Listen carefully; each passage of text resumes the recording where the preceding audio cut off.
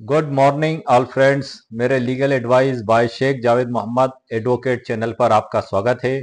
आज के हमारे वीडियो का टाइटल है वाद कारण यदि वादी साक्ष्य और प्रतिवादी साक्ष्य समाप्त होने के बाद तर्क से पहले उत्पन्न हुआ है तब क्या काउंटर क्लेम पेश किया जा सकता है। आज हम इसी टाइटल पे चर्चा करेंगे और इसी के उसमें जो सिविल प्रक्रिया संहिता 1908 के आदेश 8 नियम 6 का पे भी हम चर्चा करेंगे। सिविल प्रक्रिया संहिता 1908 में कुल 158 धाराएं और 51 आदेश हैं। उसी में आदेश 8 नियम 6 का है जिसमें काउंटर क्लेम प्रति दावे के बारे में बताया गया है।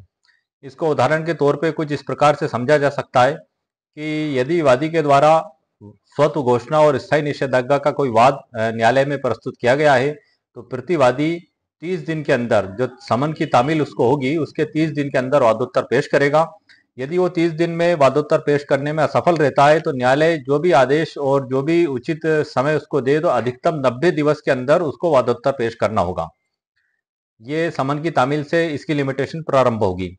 वादोत्तर के साथ ही वो काउंटर क्लेम प्रस्तुत करने का भी अधिकार रखता है। लेकिन कई बार ऐसा भी होता है कि वादी के साक्ष्य भी प्रारंभ हो गए, वाद विषय भी बन गए, प्रतिवादी के साक्ष्य भी हो गए और प्रकरण अंतिम तर्क की स्टेज पर माननीय न्यायालय के द्वारा लगा दिया गया। तर्क की स्टेज पे लगाने के समय ही कोई ऐसा वाद कारण उत्पन्न हुआ जिससे उसे काउंटर क्लेम का अधिकार प्राप्त हो गया। जैसे कि वाद विचारण के दौरान ही जिस भूमि के संबंध में वाद था, जिस पे उसका कब्जा था, वो कब्जा उससे वादी के द्वारा छीन लिया गया वाद विचारण के दौरान, या कोई भी ऐसी परिस्थिति बन गई। मैं आपको उदाहरण के साथ जो है कि इसके बारे में डिटेल जानकारी दूंगा। इसी पे मैंने ई बुक एक तैयार की है। उस ई बुक में मैंने काफी कुछ लिखा हुआ है, उसका भी मैं परिचय आपको बताऊंगा। जो आदेश 8 नियम 6 का पे स्पेशली तौर पे तैयार की गई है, क्योंकि कानून एक समंदर है, उसमें से मैं मोती ढूंढ के सर आपके लिए लाता हूं और स्पेशल टॉपिक पे स्पेशल आपकी समस्याओं के तमाम समाधान करता हूं। आज का वीडियो हमारा तमाम अधिवक्ताओं के लिए, उन नए अधिवक्ताओं के लिए जो सिविल प्रैक्टिस करना चाहते हैं, जमीन मकान प्लाट के मुकदमों से रिलेटेड दीवानी दावों की जो प्रैक्टिस करना चाहते हैं उनके लिए भी बड़ा लाभकारी है। कानून के विद्यार्थियों के लिए भी बड़ा लाभकारी है। सिविल जज की एग्जाम की तैयारी जो लोग कर रहे हैं उनके लिए बड़ा लाभकारी है और तमाम अधिवक्ताओं के लिए और एक आम जनता के लिए भी बड़ा लाभकारी है, ताकि हर व्यक्ति को इसका ज्ञान होना चाहिए कि आखिर काउंटर क्लेम क्या है। क्योंकि यदि वादी के द्वारा कोई दावा लगा दिया जाता है तो क्या प्रतिवादी मौन खड़ा देखता रहेगा या सिर्फ वादोत्तर ही पेश करेगा और वादी उसका दावा साबित करने में लगा रहेगा और उसको कोई अधिकार ना होंगे? नहीं नहीं सर, नो सर, बिल्कुल ऐसा बिल्कुल नहीं है। आदेश 8 नियम 6 का कानून में ये प्रावधान इसलिए बनाया गया है कि यदि प्रतिवादी के पास भी कोई ऐसे आधार हैं कि वो संपत्ति का मालिक है तो वो वाद पत्र में ही काउंटर क्लेम को प्रस्तुत कर सकता है। और हम बिना विलंब करे मैं आपको उन आधारों को पहले बता देता हूं, उसके बाद वीडियो में मैं आगे की जानकारी, महत्वपूर्ण जानकारी, जैसे भारत के सर्वोच्च न्यायालय का एक फैसला है 2018 का, वो फैसला जो है कि अशोक कुमार कर्मा विरुद्ध विंग सीडीआर सुरेंद्र अग्निहोत्री, इसमें भी लिमिटेशन के ऊपर भारत के सर्वोच्च न्यायालय ने जो जानकारी दी है मैं आपको इस वीडियो में बताऊंगा। तो इसी में सर पंजीकृत पते के बारे में भी मैं बता देता हूं कि आदेश 8 के नियम 12 में पंजीकृत पता प्रस्तुत करने का प्रावधान है। यदि वो पंजीकृत पता प्रस्तुत नहीं करता है तो उसकी प्रतिरक्षा भी समाप्त की जा सकती है।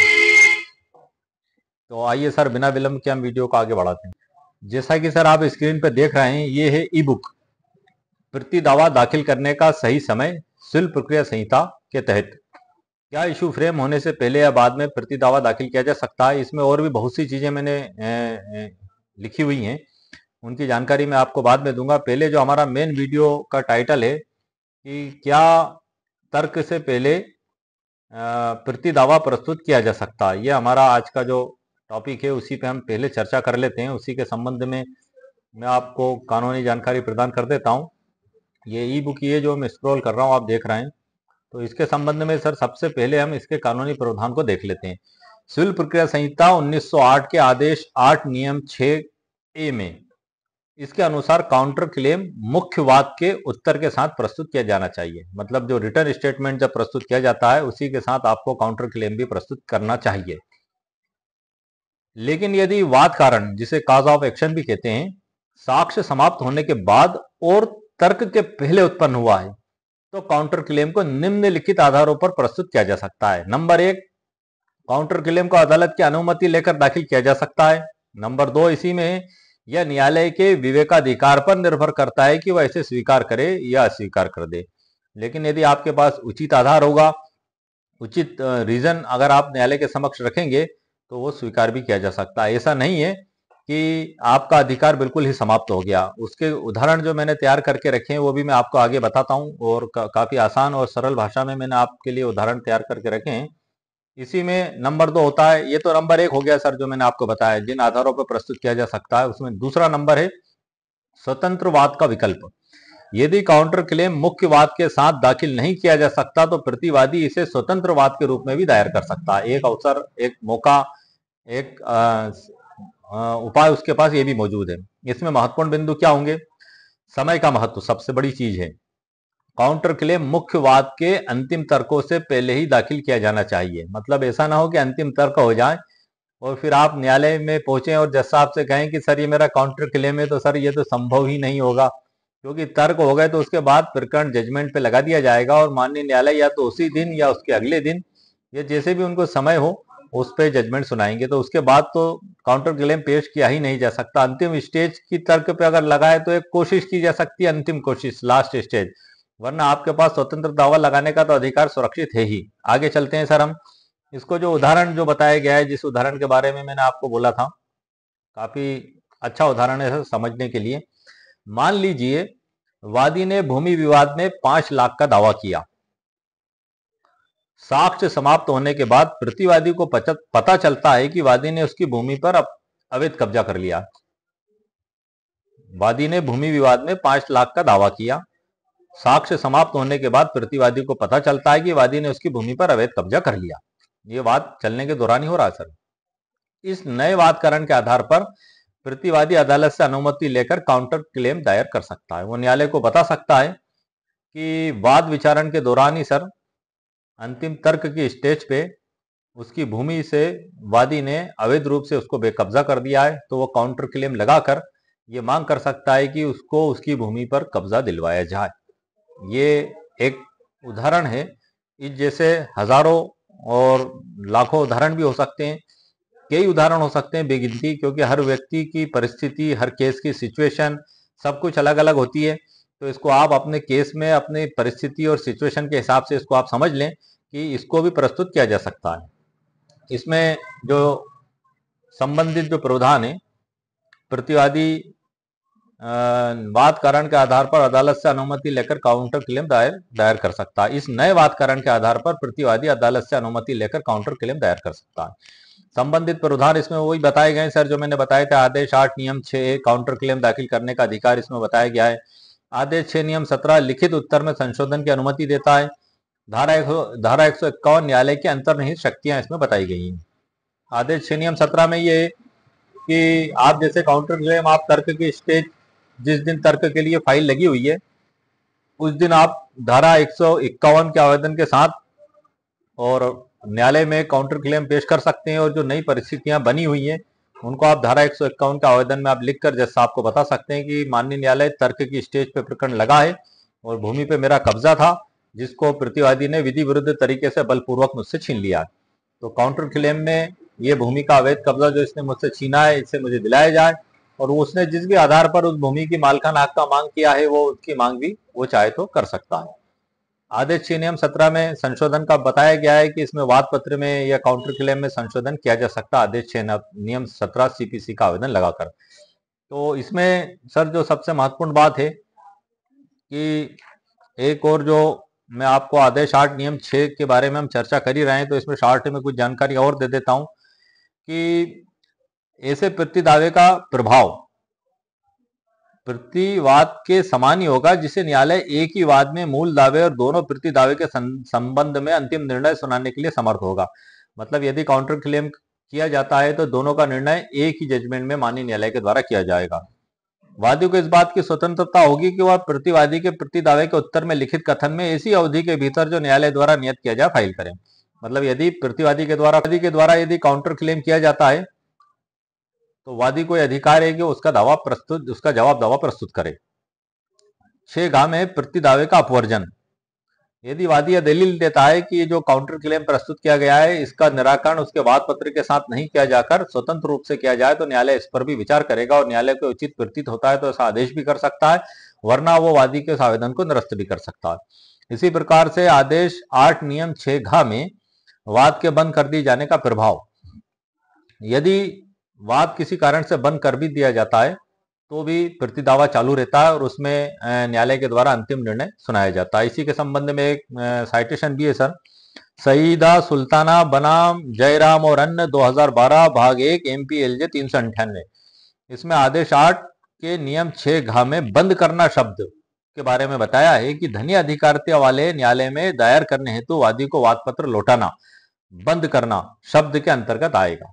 तो इस प्रकार से ये जो महत्वपूर्ण जानकारी है सर, इसी में आगे ये भी बताया है कि आदेश 8 नियम इसके उपनियम 8 में कि प्रतिरक्षा का नया अधिकार यदि कोई पैदा हो जाता है कि प्रतिरक्षा का कोई भी ऐसा आधार जो वाद के संस्थित किए जाने के या मुजरा या दावा करने वाले लिखित कथन के उपस्थित किए जाने के पश्चात पैदा हुआ है, प्रतिवादी या वादी द्वारा अपने लिखित कथन में उठाया जा सकेगा। मतलब डिफेंस का जो कोई ऐसा अधिकार जो बाद में हुआ है उसको भी उठाया जा सकता है। 9 में बताया है इसी के आदेश 8 नियम 9 में पश्चातवर्ती अभिवचन प्रतिवादी के लिखित कथन के पश्चात भी कोई अभिवचन जो मुजरा के या प्रतिदावे के विरुद्ध प्रतिरक्षा से भिन्न हो, न्यायालय की इजाजत से और ऐसे निबंधनों पर जो न्यायालय ठीक संबंध उपस्थित किया जा सकता है, अन्यथा नहीं। किंतु न्यायालय पक्षकारों के किसी से भी लिखित कथन या अतिरिक्त लिखित कथन किसी भी समय अपेक्षित कर सकता है।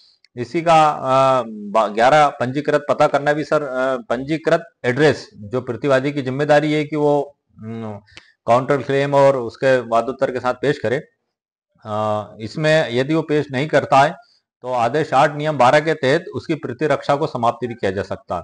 लेकिन यदि वो बीच में ही माननीय न्यायालय को कोई उचित कारण अगर बता देता है कि इस वजह से वो जो है कि पंजीकृत पता पेश नहीं कर पाया था, तो न्यायालय उस पर कुछ हर्जाना लगाकर उसको वापस न्यायालय में सुनवाई में उसको अवसर दे सकता है। अब इसमें सर हम आगे चलते हैं।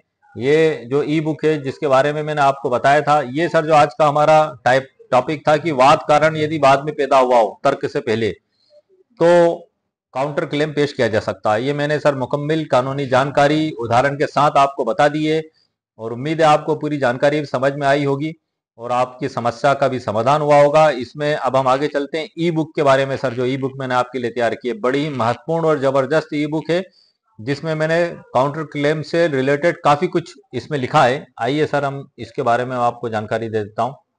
इसी में मैं आपको भारत के सर्वोच्च न्यायालय के फैसले के भी बारे में सर बताऊंगा जो 2018 का है। ये प्रारंभ से मैं इसमें शॉर्ट में सर कुछ जानकारी आपको बता देता हूँ। ई बुक जैसा आप देख रहे हैं, जैसा कि आप स्क्रीन पे देख रहे हैं, ई बुक प्रति दावा दाखिल करने का सही समय सिविल प्रक्रिया संहिता के तहत क्या इशू फ्रेम होने से पहले या बाद में प्रति दावा दाखिल किया जा सकता है, ये हमारा ई बुक का टाइटल है। Right time to file a counter claim under the civil procedure code. Can a counter claim be file before और आफ्टर फार्मिंग इशूज। इसमें आगे सर जो बताया गया है, इसमें ई बुक की विषय सूची है जिसमें प्रस्तावना और परिचय है। भाग 2 में सर इसमें प्रति दावे के बारे में बताया है, प्रति दावे का परिचय इसमें है जिसमें प्रति दावा क्या है, प्रति दावा वाद का अंतर, प्रति दावा के कानूनी आधार बताएं, प्रति दावे की प्रक्रिया है। अध्याय 4 में प्रति दावा प्रस्तुत करने के आधार बताए गए हैं। अध्याय 5 में प्रति दावे से संबंधित महत्वपूर्ण प्रावधान और केस कानून इसमें बताए गए हैं। भाग 6 में व्यवहारिक उदाहरण और केस स्टडी है, इसमें जो सर्वोच्च न्यायालय का जो केस है वो भी इसी में मैं आपको अभी बताने वाला हूँ वो। अध्याय 7 में उपयोगी सुझाव और मार्गदर्शन। भाग 8 में समापन और भविष्य की दृष्टि और अनुलग्न में भी बताया। इसमें डिस्क्लेमर है, प्रस्तावना है और प्रति दावा का परिचय जो मैंने आपको बताया था। अब मैं सर आपको सीधा लेके आ जाता हूँ ये साइटेशन पे, जैसे कि आप देख रहे हैं। In the supreme court of India civil appellate jurisdiction SLP number 23599 of 2018 Ashok Kumar Karla विरुद्ध wing CDR Surendra Agnihotri and ORS 2018 का सर ये फैसला है। आप स्क्रीन पे देख रहे हैं, ये पूरा इसमें फोटो के साथ ये दिखाई दे रहा है। तीनों जज जिन्होंने ये फैसला दिया था, Shri justice NV Ramana, justice Mohan M Shantanagoudar और जस्टिस एक और भी इसमें जस्टिस हैं जो थोड़ा सा इसमें सर दब रहा है, वो मैं उसको क्लियर कर देता हूँ थोड़ा सा।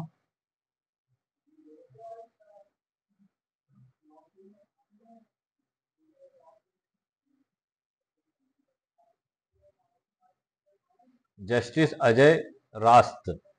इसमें बताया गया है, तीनों जजों की पीठ ने कहा है कि सीपीसी के ऑर्डर 8 रूल 6A लिखित बयान दर्ज होने के बाद प्रति दावा दाखिल करने पर कोई रोक नहीं लगाता।